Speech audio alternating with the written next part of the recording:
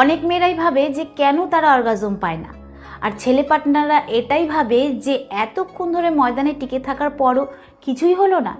তো তাই জন্য বলে দেওয়া হয় যে মেয়েদের অর্গাজম পাওয়া কিন্তু খুবই কঠিন। কিন্তু এর মানে এটা নয় যে মেয়েরা শারীরিকভাবে কমপ্লিকেটেড হয়, বরঞ্চ এটাই হয়তো আপনারই জানা নেই সঠিক জায়গাটা। তো সঠিক জায়গা ঠিক কোথায়? নমস্কার, আমি মাধুরী দাস, হেলথ কনসালটেন্ট। তো চলুন জানা যাক।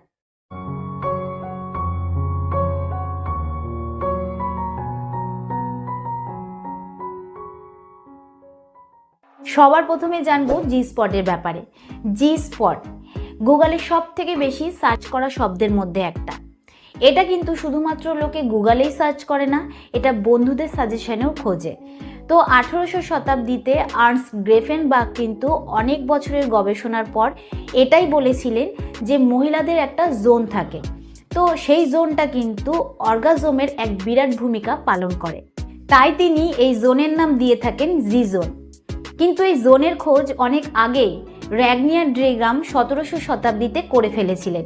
কিন্তু কি করা যাবে, গ্রেফেনবার্গ এই নিয়ে আরও গবেষণা করেন এবং গবেষণা করার পর এটাই বলেন যে এই জোনে একটা স্পট থাকে যেটা পেনিট্রেশনের সাথে স্টিমুলেট করাতে কিন্তু মেয়েরা অর্গাজম পায়।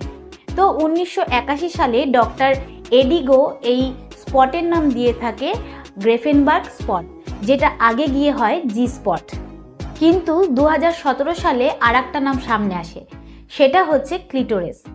এবার আপনি ভাবছেন যে ক্লিটোরিসের সাথে জি স্পটের কি সম্পর্ক রয়েছে? হ্যাঁ, একদমই কিন্তু ক্লিটোরিসের সাথে জি স্পটের সম্পর্ক রয়েছে। তো ক্লিটোরিসের ব্যাপারে কিন্তু আমি আগের ভিডিওতেই বলেছিলাম, কিন্তু তাও আসুন এর ব্যাপারে একটু ছোট্ট করে জানি। মেয়েদের নিচে 3টে ছিদ্র হয়। তো সব থেকে ওপরে ছোট যে ছিদ্রটা রয়েছে সেটা দিয়ে কিন্তু মেয়েরা প্রস্রাব করে। তো মূত্রনালীর যে ছিদ্রটা রয়েছে ঠিক তার ওপরে ছোট মতন উঁচু মতন যে জিনিসটা রয়েছে সেটাকে ক্লিটোরিস বলা হয়। তো এই ক্লিটোরিসে কিন্তু যে নার্ভ রয়েছে সেই নার্ভটা ভ্যাজাইনার ওপেনিংয়ে টাচ করে রয়েছে।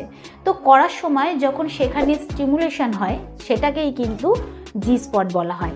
অনেক ছেলেরাই এরকম ভাবে যে যত সে ভেতরে ঢোকাবে, যত সে জোরে করবে, তত মেয়েরা স্যাটিসফাই হবে। তো এই কনসেপ্টটা কিন্তু সব মেয়েদের ক্ষেত্রে হয় না। সেটা কিন্তু বুঝতে গেলে আপনাকে মেয়েদের প্রাইভেট পার্টকে বুঝতে হবে। তো যে মেয়েরা ঠিকঠাক রয়েছে, মানে যারা প্রেগনেন্ট হয়নি, যাদের ডেলিভারি হয়নি, তাদের কিন্তু যে ডেপথ রয়েছে মানে গভীরতা রয়েছে সেটা কিন্তু 3 থেকে 4 ইঞ্চির আশেপাশে হয়। আর যখন কোনো মেয়ে উত্তেজিত হয় তখন কিন্তু সেটা বেড়ে 6 ইঞ্চির কাছাকাছি চলে যায়। এটা কিন্তু ডিপেন্ড করে হাইটের ওপর, যে সেই মেয়েটা কতটা